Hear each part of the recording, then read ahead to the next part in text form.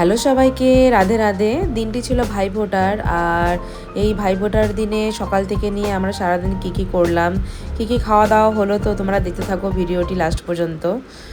আর ভোর 4টার মধ্যে উঠে পড়েছিলাম আমি, কারণ সেদিন অনেক কাজ ছিল। তো আমি সকাল সকাল স্নান করে নিয়েছি বাড়ির কিছু কাজ করে। তো ঘড়িতে তোমরা দেখতেই পেলে 5:30 বেজে গেছে। আর এরপর দেরি না করে আমি সোজা চলে গেলাম রান্নাঘরে। দুপুরবেলা যা যা রান্না হয়েছিল তো আমি সব এক এক করে সব রেডি করে ফেলেছিলাম তাড়াতাড়ি করে।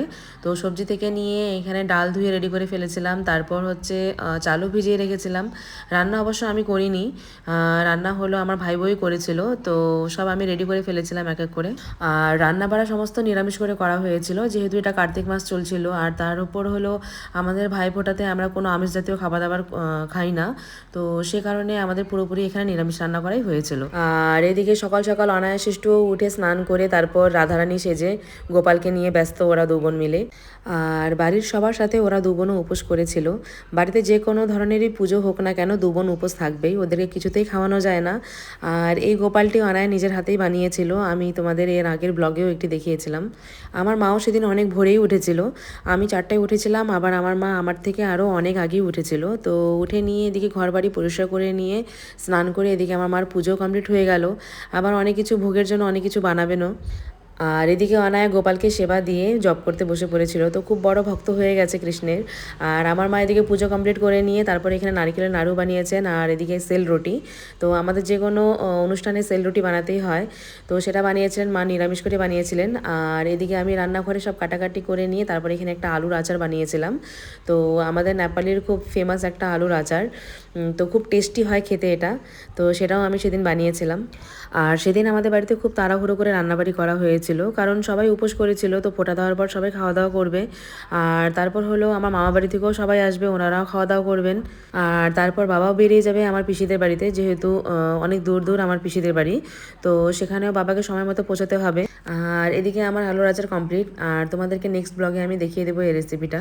তো সেদিন রান্না হয়েছিল ভাত, তারপর হলো চানার ডাল করা হয়েছিল, তারপর ছিল আলু মটর পনিরের একটা তরকারি, আর করা হয়েছিল আলু ফুলকপির ডালনা। আর এই আলু ফুলকপির ডালনা আমার খুবই ফেভারেট। আর তারপর করা হয়েছিল লাল শাক ভাজি, এখানে বেগুন দিয়ে মাখা মাখা করে করা হয়েছিল। আর ছিল বেগুন ভাজা, আর মিষ্টি কুমড়ার চপও রেডি করেছিলাম, তো সেটা খাওয়ার সময় গরম গরম ভাজা হয়েছিল। তারপর ফোঁটা দেওয়ার জন্য আমার বোন এখানে সব কিছু রেডি করে ফেলেছিল, তো সুন্দর করে এখানে প্লেটে মিষ্টি সাজিয়েছিল। তারপর কিছু চিপসের প্যাকেট ছিল, আর ছিল কিছু চকলেটস। তারপর হলো আমার মা যে শেল রুটিটি বানিয়েছিল, তো সেটাও এখানে রেডি করা হয়েছে। আর এখানে দেখতেই পাচ্ছ আমার সোনু আর আমার এক ভাস্তি মিলে সুন্দর করে এখানে বেলুন দিয়ে সুন্দর করে ডেকোরেট করেছিল। আমার যেহেতু কাল ওষুধ ছিল, তো সেই কারণে আমি ফোঁটা দিতে পারিনি। তো এখানে ললো আর সোনু মিলেই ফোঁটা দিয়েছিল। তো আমি যেহেতু বোনের মধ্যে সব থেকে বড়, তো এই নিয়মগুলো আমি করি প্রত্যেকবার। তো যেহেতু এবার আমি কিছু করতে পারিনি, তো আমার বদলে এবার ললো করেছিল বাকি সমস্ত নিয়মগুলি। আর ভাইফোঁটা দেওয়ার নিয়ম কিন্তু সবার আবার একরকম থাকে না, কিছু কিছুটা সিমিলার থাকে। আর আমাদের নেপালের মধ্যে যেই নিয়মগুলো থাকে, তো সেই নিয়মগুলো মেনেই এখানে আমাদের ভাইফোঁটা দেওয়া হয়েছিল। আর ফোঁটা দিতে না পারায় আমার মনটিও সেদিন খুবই খারাপ ছিল, করার কিছু ছিল না যেহেতু কাল ওষুধ ছিল। আর ভেবে দেখলে মনটি কেন খারাপ হবে না বলো, বছরে একবার আসে ভাইফোঁটা। আর সেদিন যদি কোনো বোন তার ভাইকে ফোঁটা দিতে না পারে, তো মনের অবস্থা তোমরা বুঝতেই পারছো। যেই নিয়মগুলি সত্যকাল থেকে চলে আসছে, তো সেগুলিতে পালন করতেই হবে, তাই এখানে করার কিছুই নেই। আর আমাদের এখানে চন্দন, তারপর হলো কাজলের সাথে এখানে আমাদের কিছু রং বেরঙের কালার থাকে, যেটা দিয়ে আমাদের ফোঁটা পরাতে হয়। তো কিছু গ্লিটারি কালার থাকে, আবার কিছু পাউডারি কালার থাকে। তো এই ফোঁটা দেখতে খুবই সুন্দর হয়, তো খুব সুন্দর করে সাজিয়ে এই ফোঁটাটা দেওয়া হয় আমাদের মধ্যে। আর এই ফোঁটার সাথে আমাদের এই গাঁদা ফুলের মালা খুবই ইম্পর্টেন্ট, এটা একদম কম্পালসারি। এই মালা আমাদের ভাইকে সেদিন আমাদের পরাতেই হবে। আর এখানে আমার ভাইকে কীভাবে মালা পরিয়েছে আমার বোন, তো সেটাও তোমরা দেখতেই পারছো। আসলে যখন আমার বোন মালা পরাচ্ছিল, তো সেই সময় আমি ভিডিওটি করতে পারিনি, একটু মিস্টেক হয়ে গিয়েছিল আমার। তো আমাদের ভাইফোঁটার দিন ভাইদেরকে গলার ওপর দিয়ে মালা ঢোকানো হয় না, যেভাবে পৈতা আমাদের ধারণ করে ছেলেরা, তো সেইভাবেই হাতের উপর দিয়ে ট্যারা করে মালাটি পরানো হয়ে থাকে। আর এখানে কত কিছু অ্যারেঞ্জমেন্ট করা হয়েছিল খাওয়ার, সেটাও তোমরা এখানে দেখতেই পারছো। তো মা ঠাকুর ঘরে এখানে ভোগ দেওয়ার জন্য পায়েস করেছিল, তারপর হলো নারিকেলের নাড়ু করেছিল, আর তারপর হলো শেল রুটি করেছিল। তারপর এখানে বোনদের ফোঁটা পরানো কমপ্লিট হয়ে গেছে। তো এখানে এখন ভাইকে যা যা বানিয়েছিল খাওয়ার জন্য, তো সেগুলো অল্প অল্প করে খাইয়ে দিচ্ছিল সবাই। আর খাবারগুলো এক এক করে খাইয়ে দেওয়ার পর এখানে সব বোনরা অল্প অল্প করে জল খাইয়ে দিয়ে তারপর ভাইয়ের মুখ মুছে দিতে হয়। তো তাই করছিল এখানে সব বোনরা মিলে। আর ভাইয়ের ফোঁটা পরানো কমপ্লিট হয়ে যাওয়ার পর তারপর বসেছিল আমার মামা। আর আমার বোনরা যেই নিয়ম করে ভাইকে ফোঁটা দিয়েছিল, তো এখানে আমার মাও নিজের ভাইকে সেই নিয়ম করেই ফোঁটা দিয়েছিল।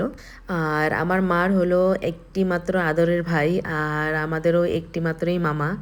আমার মামারও মোট 4টি বোন ছিল আমার মাকে নিয়ে, মানে আমার 3টি মাসি ছিল। তো মাসিরা এখন নেই, অনেক বছর আগেই মাসিরা মারা গিয়েছেন। তো মামারও কপাল খারাপ, আজকে যদি আমার মাসিরাও থাকতো তো 4 বোন মিলে একসঙ্গে আমার মামাকে ফোঁটা দিত, তো কত আনন্দ হতো আমার মামারও। তো কি আর করা যাবে, এখানে করার কিছুই নেই, কারণ এখানে কারো হাতেই কিছু নেই। তো ভগবানের হয়তো লেখনই এমন ছিল। আর এখন এই ভাই বোনই এরা এক দুজনকার সাহারা। তো এখানে তোমরা দেখতেই পেলে আমার মা আমার মামাকে এখানে কিভাবে মালা পরিয়ে দিয়েছে। তো এই প্রসেসেই আমাদের নেপালের মধ্যে ভাইদেরকে মালা পরাতে হয়। আর পিছনে সোফাতে বসে আমার 2 মেয়ে মালা জপ করতে করতে এখানে ফোঁটা পরানো দেখছে। কি করবে, ওদের তো নিজের আর ভাই নেই। তো ওরা গোপালকে ফোঁটা পরিয়েছে, আর এখানে আমার মা বলেছে যে ওর দাদুকে ফোঁটা পরাতে, মানে আমার বাবাকে ওরা ফোঁটা পরাবে। আর আমাদের মধ্যে যে অনেকগুলো কালার দিয়ে ফোঁটা পরানো হয়, তো অনেকেই জিজ্ঞেস করে যে কি দিয়ে এই ফোঁটাগুলো পরানো হয়, আর দেখতেও খুবই সুন্দর হয়। তো এই ফোঁটাগুলো বেসিক্যালি পাউডারি কালার থাকে আর কিছু গ্লিটার কালার থাকে। তো সেগুলোই চন্দনের উপর সুন্দর করে বসানো হয়। তারপর শুভমও চলে এসেছিল, ও হলো আমার মামার ছেলে। আর যেহেতু ও অনেকটা লেট করে এসেছিল, তো তাই ওকে আবার একা করে ফোঁটা পরানো হচ্ছে। আর ও যদি আগেই চলে আসতো তাহলে আমার ভাই আর ও একসঙ্গে বসে দুজনে ফোঁটা পরে নিত। আর এখানে হাসিও পাচ্ছিল দেখে, এখানে রেলগাড়ি হয়ে 3 বোন নিয়ম করছে। তো বোনদের মধ্যে যে বড় থাকে তো তাকে নিয়ম পালন করতে হয়, আর বড় বোনকে এভাবে টাচ করলেই ছোট বোনদের কাজ হয়ে যায়। আর ওদেরকে দেখে সবাই হাসছিল, একটা ফানি মুমেন্ট ছিল এটা। তো প্রথমে নিয়ম করার পর তারপর ললো এখানে ওষের জল, তারপর হলো কাজল আর চন্দনের ফোঁটা, তারপর তেল, সব কিছুই এক এক করে লাগিয়ে দিয়েছিল। আর এই সব জিনিসগুলি হয়তো সবার মধ্যেই থাকে। সোনু আর সৃজা মিলে এখানে একটু ড্রামা করছিল, তো ওদেরকে দেখেও আমি একটু ভিডিও করছিলাম। ভাল লাগছিল দুজনকে দেখতে, দুজনকার ড্রামা দেখতে ভাল লাগছিল।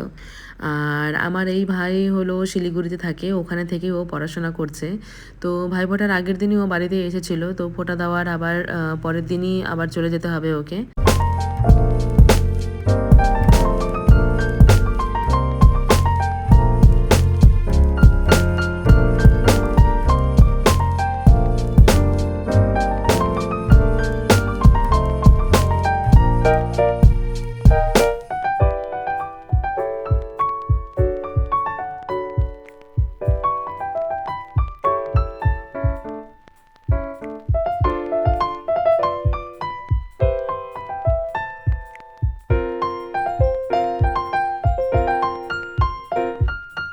তো এক এক করে এখানে সবার ফোঁটা পরানো হয়ে গেল। তো লাস্টে এখানে সব বোনরা মিলে এখানে গিলা ভাঙছে।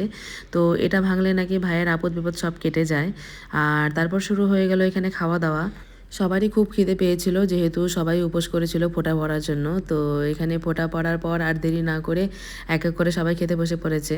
তো সবার আগে এখানে বসেছিল আমার মামা, তারপর আমার ভাই আর আমার 2 মেয়ে। আর মামাদের সবার খাওয়া দাওয়া হয়ে যাওয়ার পর তারপর আমরাও খেয়ে নিব, কারণ আমরাও সকাল থেকে কিছু খাইনি, তো আমাদেরও খুবই খিদে পেয়েছিল। আর 2 মেয়েকেও সকাল থেকে অনেক চেষ্টা করেছি খাওয়ানোর জন্য, তো ওরা কিছুতেই খাবে না। তো আমরা যেহেতু সবাই না খেয়েছিলাম, তো ওরাও বলছিল যে আমরাও না খেয়েই থাকবো, আমরাও উপোস করব। তো আর কিছুই করতে পারিনি, খাওয়াতে পারিনি। তো আমাদের সঙ্গেই পরে লাস্টে ওরা খেতে বসেছিল। আর এখানে আমার বাবাকে বাদ দিয়ে সবাই আমরা খাওয়া দাওয়া করেছিলাম, কারণ হলো আমার বাবার ফোঁটা পড়া হয়নি। তো আমার বাবা এখন বেরিয়ে যাবেন পিসিদের বাড়িতে, তো সঙ্গে যাবেন আমার মা, তারপর হলো আমার ভাই, ভাই বউ আর আমার 2 মেয়ে। তো তাই ওরা তাড়াতাড়ি খাওয়া দাওয়া করতে বসে পড়েছিল। আর সবাইকে খাওয়ানোর পর তারপর এখানে আমি, মাসি আর ললো বসে পড়েছিলাম খাওয়ার জন্য।